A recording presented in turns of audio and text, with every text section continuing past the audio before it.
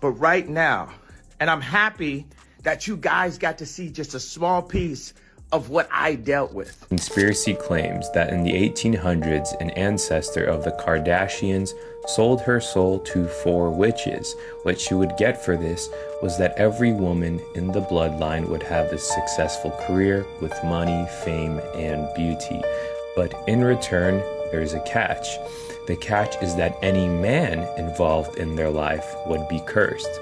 So the reason this conspiracy has gone so viral is because look at the pattern in the men that has been involved with the Kardashians. The Kardashians are being exposed once again for their dirty ploy with Epstein. And this time, it isn't just for identity fraud. It turns out they are a part of a CIA ploy to turn the most successful black men into the worst versions of themselves. I'm sure most of y'all have heard about that Kardashian curse. Well, it looks like that curse really only applies to the black men they mess with after all. Apparently, they are dedicated members of the infamous Hollywood cult called the Black Boule.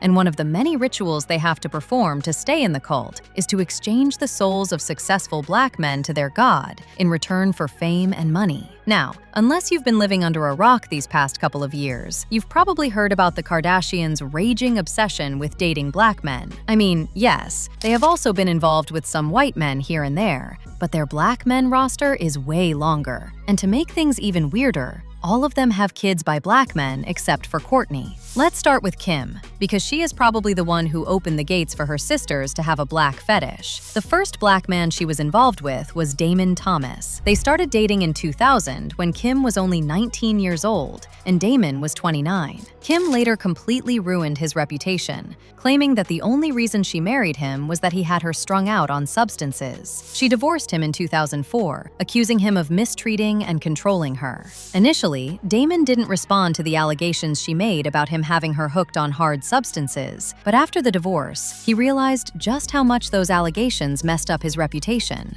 And girl, he wasn't having it. Because on an episode of Keeping Up with the Kardashians, she claimed that she was high on ecstasy when you guys got married.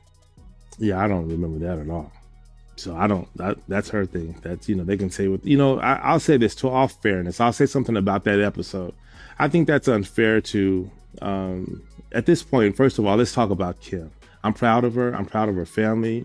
I think it's unfair to make those kind of blanket statements. So I think that she should be more responsible with those statements because there's a lot more to that subject and those things. And I could go into that and blow up the spot, but I wouldn't. And I've been very responsible in not talking about. Now, after this, Ray J also came into the picture, and he quickly found out why he shouldn't mess with the Kardashians. They used him to get ahead, and then dumped him right where they found him. Now, as most of y'all know, the reason most people know Kim today is because of the infamous tape she did with Ray J. At the time, Kim and her family destroyed Ray J's reputation by accusing him of leaking it. However, Ray J claims Kris was the one who set up the whole thing and then leaked it herself. And usually, people would side-eye Ray J. But when he revealed this, he also posted receipts of what seemed to be a contract between him, Kris, and Kim about the making and distribution of the tape. Now, obviously, the Kardashians know that it would be a bad look for them if the world knew that Kris set a plan for her daughter to basically make a private tape for clout. So they threw the black man in the situation under the bus by accusing him of violating Kim's privacy. And of course, it worked. No one questioned it. And just like that, Ray J's career tanked. The Kardashians are the only ones who benefited from that situation,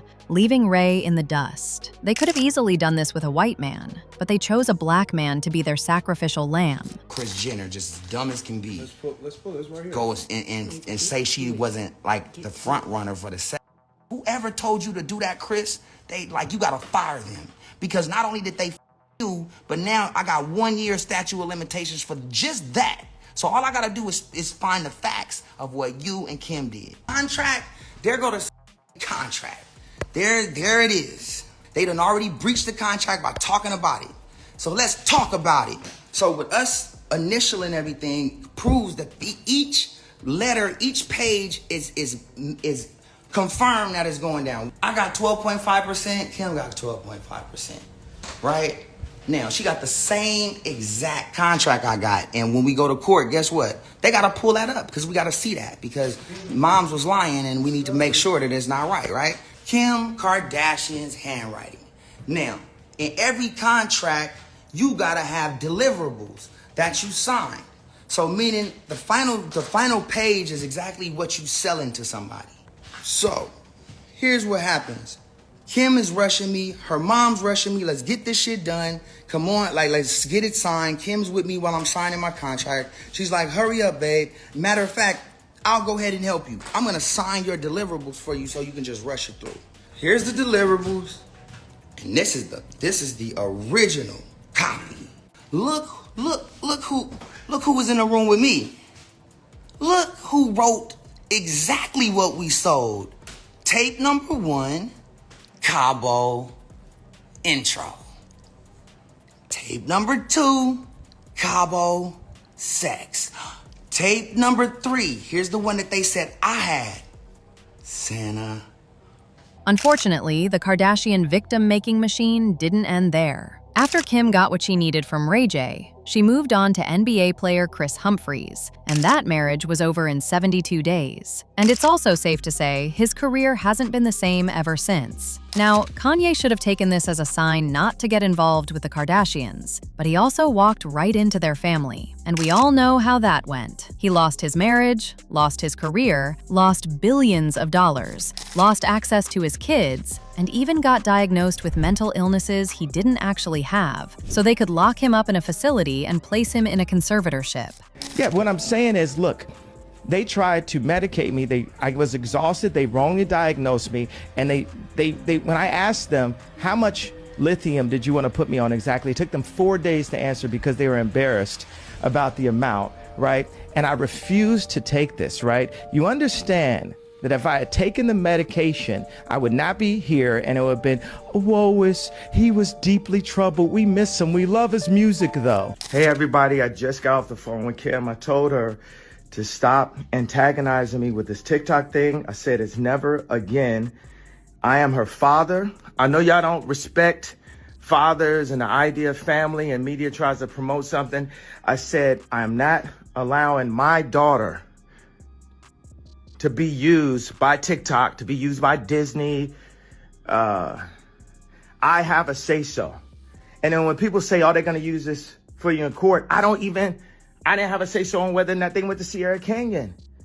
Most men do not, there's no such thing as 50-50 custody in society today. That's not even, it always leans towards the mom. Then there's Tristan Thompson, Khloe's baby father. His career went down the drain after he got involved with Khloe. At this point, he is more popular for being her baby daddy than for his basketball career.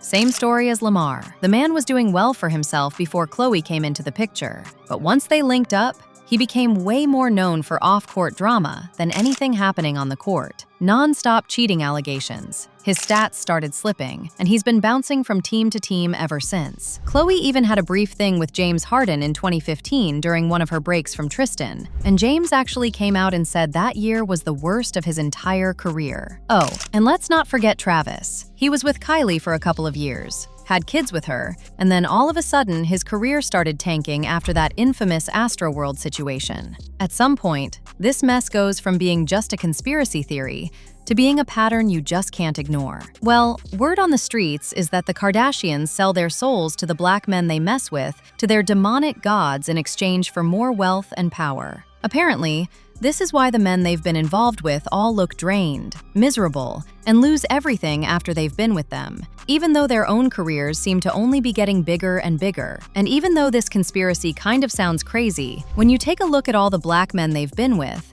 this is exactly what happens every time. And remember what I said earlier about people saying the Epstein files supposedly exposed all this? Well, after doing my research, I couldn't find any direct links to this in the Epstein files. However, the Kardashians were actually mentioned for their alleged involvement in identity fraud, according to a victim who submitted a complaint to federal authorities in the Ghislaine Maxwell case. The Kardashians allegedly still kept a close friendship with Ghislaine and Epstein. The filing also alleged that the Kardashian sisters collaborated with Ghislaine to exploit the complainant's identity for business ventures and financial gain, including identity competition tied to children and possible surrogacy arrangements. She said, and I quote, "Khloe and Kendall had a special interest in my marriage and change of name," and says Kim Kardashian was mentioned by Loretta Julie, who was Tiger Woods' mistress, in connection to identity fraud and a $600 million cosmetic company exit. But it gets even worse. Apparently, the cult that the Kardashians are allegedly linked to and selling the souls of these black men to is the Black Boule. This rumor was started by Bishop Larry Gators when he appeared on a podcast and revealed some disturbing details about what he believes actually happened to Kobe Bryant. Apparently, the cult is primarily for powerful black people in Hollywood, but it's still open for white people too, as long as they sacrifice the souls of other black people, specifically black men. Bishop Larry then went on to accuse big names like LeBron James, who he says replaced Kobe, Oprah, Bill Cosby, Jesse Jackson, Al Sharpton, Obama, and even MLK. The Boule Secret Society is a Black Skulls and Bones organization. Why was Kobe Bryant a target? Kobe Bryant, Luciferian Project, completed what I believe one of the greatest global cover-ups in history.